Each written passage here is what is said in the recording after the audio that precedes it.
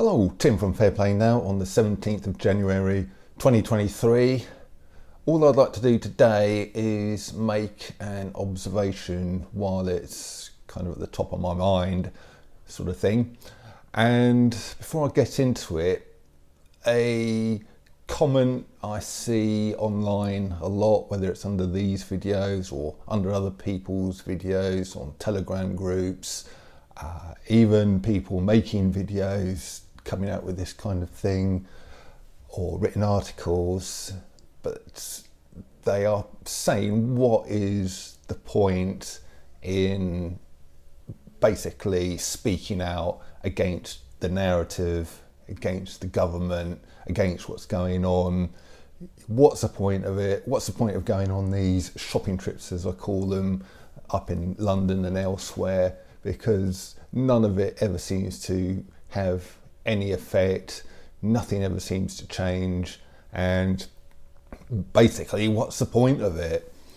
Well, I saw an interesting video yesterday, I think it was, and I've seen this before over the last year or two, but this one kind of reminded me of it, and I want you to guess right now, what do you think the tipping point is?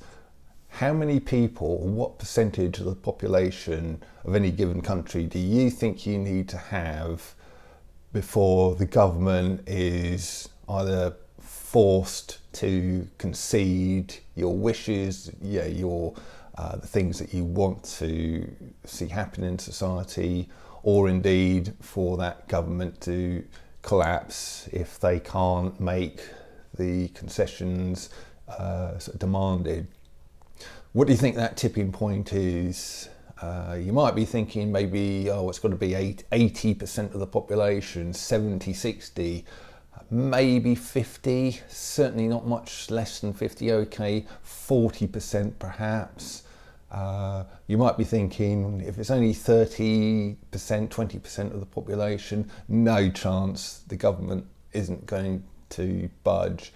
But do you want to know what the actual figure is?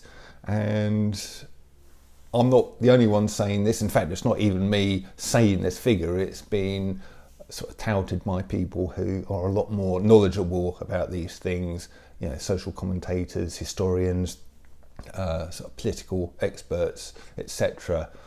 Well, the percentage needed to reach a tipping point is, get this, 3.5% of the population. That's all you need.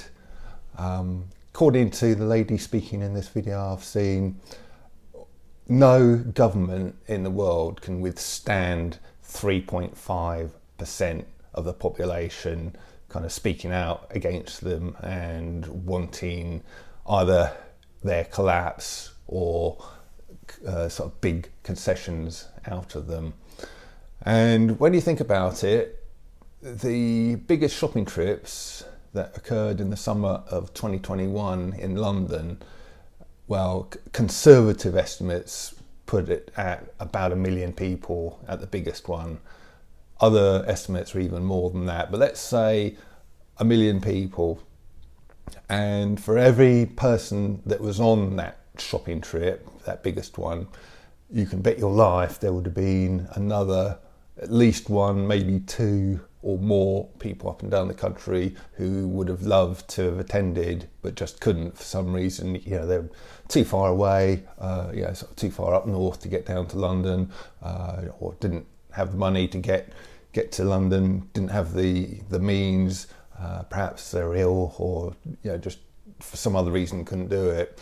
So when you sort of add the 1 million who were there, the other 1 million or so who would have loved to have come, well, 3.5% of the UK's population, which is somewhere around the 65 million mark, I think it's up to now, is just over 2 million people. So we were at that tipping point 2 years ago. And you might be thinking, Tim, that 3.5% is a load of nonsense because nothing happened. Those shopping trips didn't achieve anything.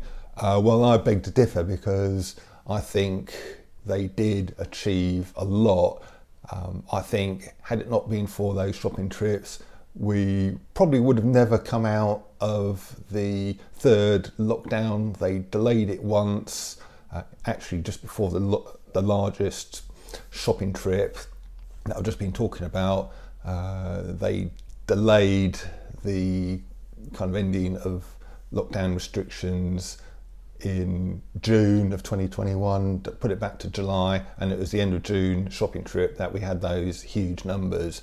And had that not happened, I don't think we would have ever come out of that lockdown or out of the restrictions. Or if we did come out of it, it would have been a lot later. I need to go back into it again about a year ago, just over a year ago, again, and we would probably still be facing lots of restrictions now, but it evaporated. When they saw those numbers, they shied away from the nonsense.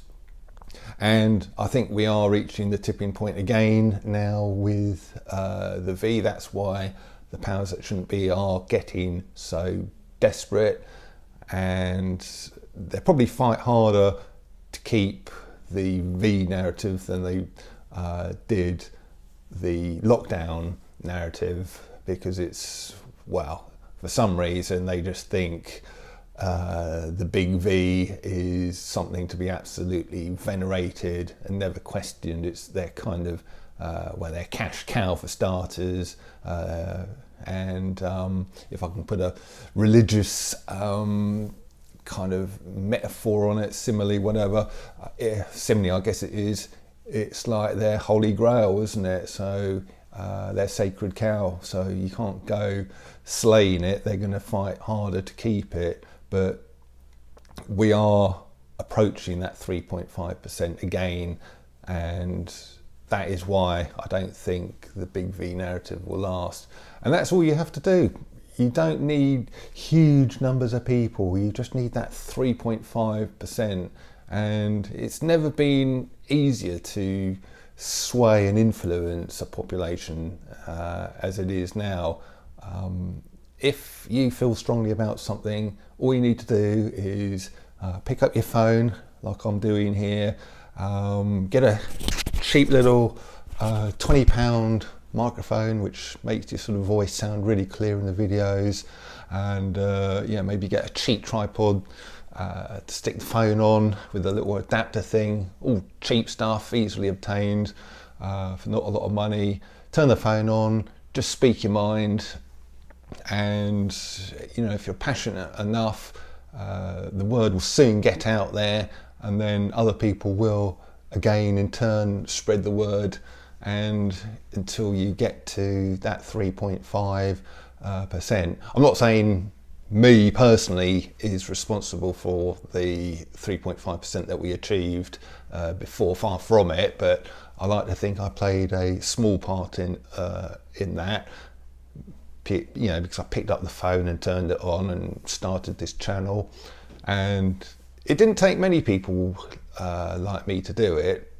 Probably, I don't know, maybe sort of a couple of score of people, maybe 50 people perhaps, and then that 50 people then gets another 50 people or 100 people sort of talking. They then get in turn another 200 people talking, then another 400, and on it goes.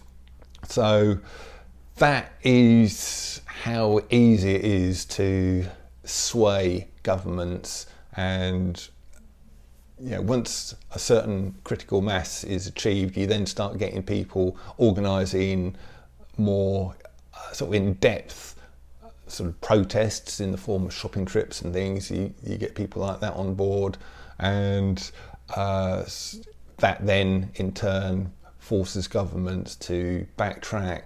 So I hope I'm not coming across as a bit too big-headed with this. It's definitely not me who has caused all of this stuff, far from it.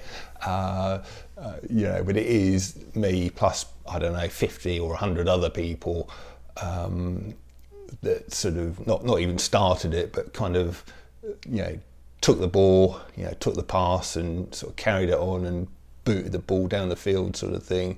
And that is kind of how I like to think my role is. And that is all you need to do.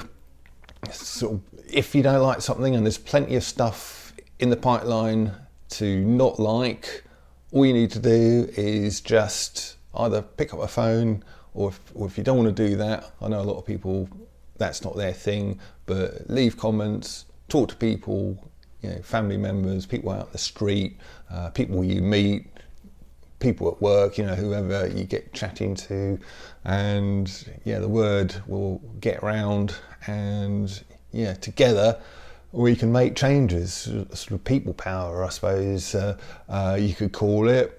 So actually that's what I'll probably call this video, people power.